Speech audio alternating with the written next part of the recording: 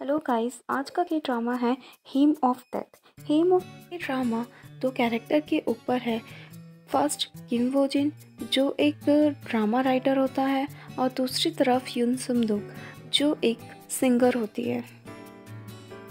4 अगस्त 1926 की सुबह 4 बजे एक शिप दिखाई गई है जिसके ऊपर जापानीज फ्लैग होता है। नेक्स्ट सीन में दिखाया होता है जब सेलर अपनी ड्यूटी पर होता है तभी उसे एक कैबिन में से सॉन्ग सुनाई दे रहा होता है। तो वो डोर पर नॉक करता है लेकिन कोई रिस्पॉन्स नहीं आता है। तो वो रूम में एंटर कर देता है और जब वो एंटर करता है रूम में सॉन्ग चल रहा होता है और एक टेबल पर कुछ पैसे, वॉच और पेन रखा होता है और वहीं साइड पर एक सूटकेस रखा होता है जिसके ऊपर एक लेटर होता है और उस लेटर में लिखा होता है कि इस एड्रेस पर मेरा सामान पहुंचा देना। तभी उसको किसी के पानी में गिरने की आवाज़ सुनाई देती है और वो भागकर ऊपर जाता है।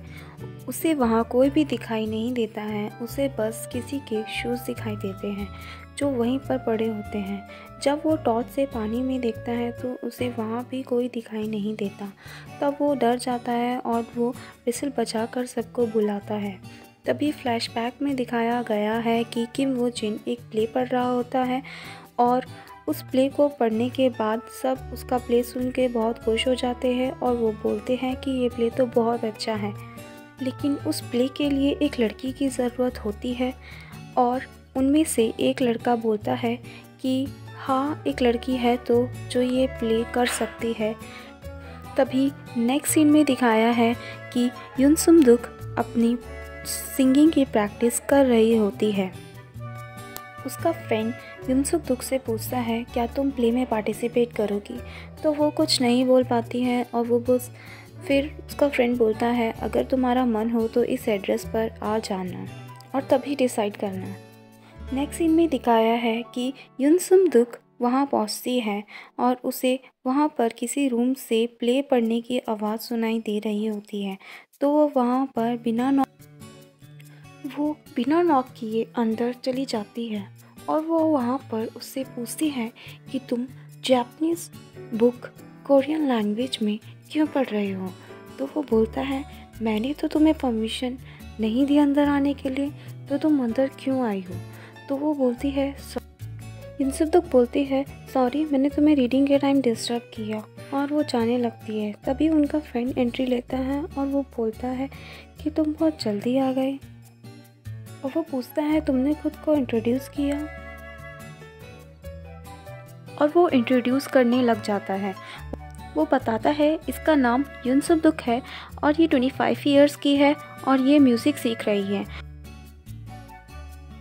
और ये किम वुक जिन है और ये भी 25 इयर्स का है और ये इंग्लिश लिटरेचर पढ़ रहा है।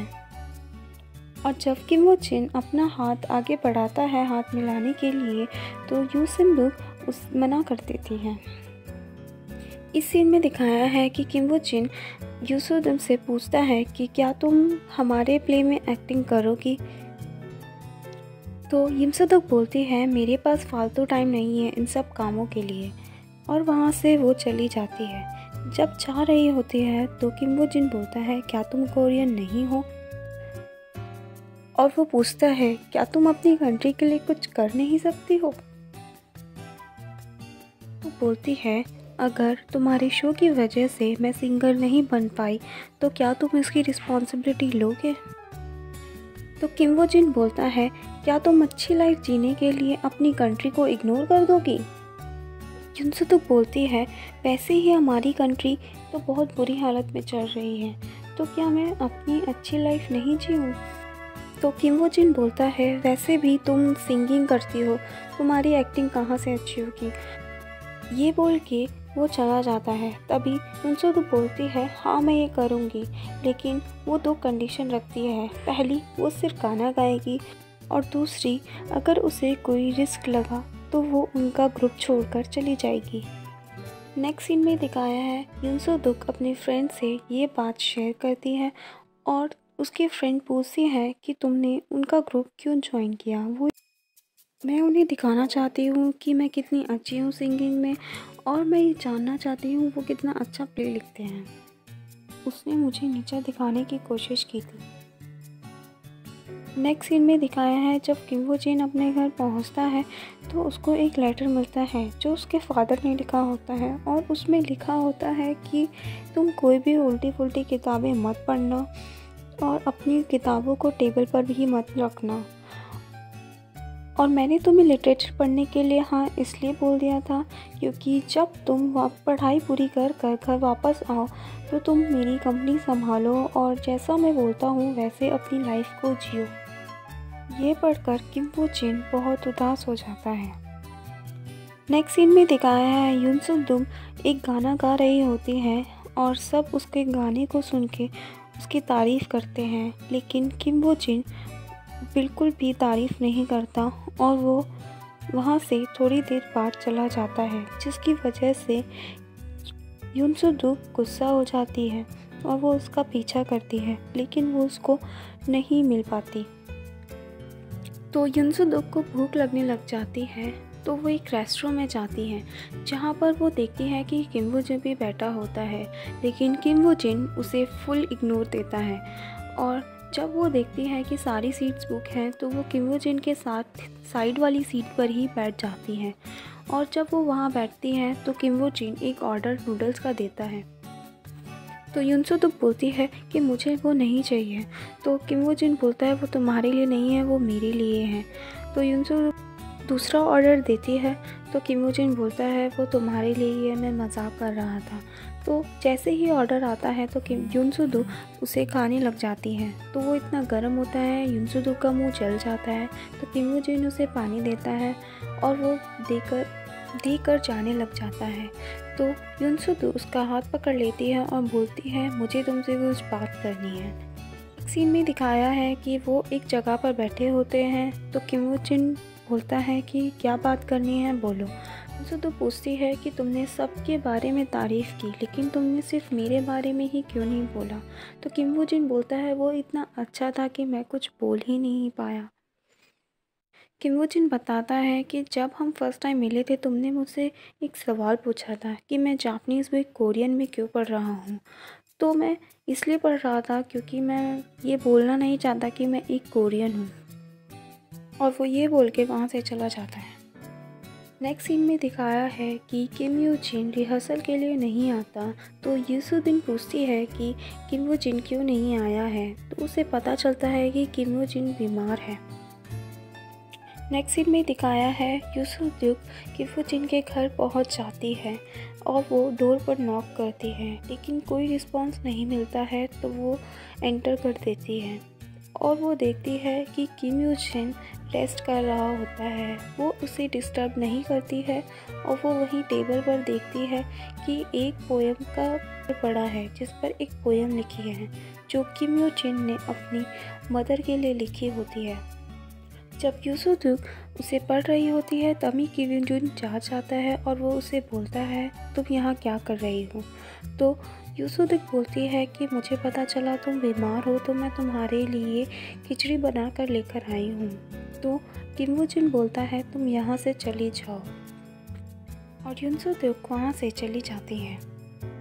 और नेक्स्ट सीन में दिखाया है किम यो जिन उस खिचड़ी को खा लेता है। नेक्स्ट डे किम यो जिन रिहर्सल पर आ जाता है। तो यून सु दुक उससे पूछती है क्या तुम बीमार जल्दी पड़ते हो। तो किम यो जिन बताता है कि मैं इस टाइम पर ज़्यादा बीमार पड़ता हूँ क्योंकि ये टाइम मेरी मदर की डेथ एनिवर्सरी का है और इसलिए मैं कुछ दिनों के लिए छुट्टी लेता हूँ। यून सु दुक बोलती है कि तुम बहुत अच्छा लिखते हो, तुम्हें तो लिखना चाहिए, और पूछती है क्या तुम्हें लिखना पसंद नहीं है। तो किम यो जिन बोलता है मुझे लिखना बहुत पसंद है।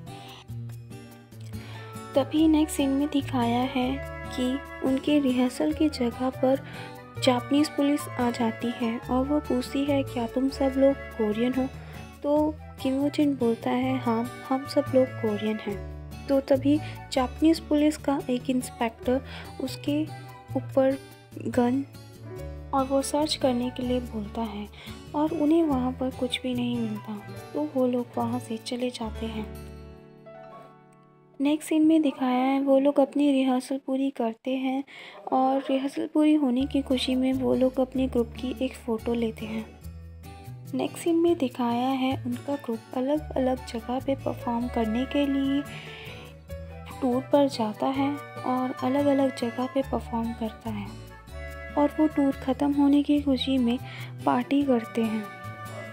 तभी वह जापानीज़ पुलिस आ जाती है और वो पूछती है कि इस ग्रुप का लीडर कौन है। तो किम वू जिन बोलता है कि लीडर मैं हूँ और उसको पकड़कर जापानीज़ पुलिस ले जाती है और जेल में बंद कर देती है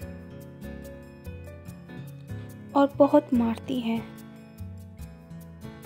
सब वेट कर रहे होते हैं लेकिन जापानीज़ पुलिस उसे छोड़ने से मना कर देती है, तो सब थोड़ी देर वेट करके चले जाते हैं और उसी दिन वहाँ पर वेट करती रहती है और वो 3-4 दिन तक लगातार आती है लेकिन उसे जापानीज़ पुलिस नहीं छोड़ती। और जब वो 3-4 दिन बाद आता है तो उसी दिन किम यू जिन की हालत देखकर रो पड़ती है। Thanks for watching this video. अगर आपको ये वीडियो पसंद आई हो तो प्लीज़ लाइक, कमेंट और सब्सक्राइब करना। नेक्स्ट पार्ट मैं जल्दी बनाऊंगी। Thank you for watching.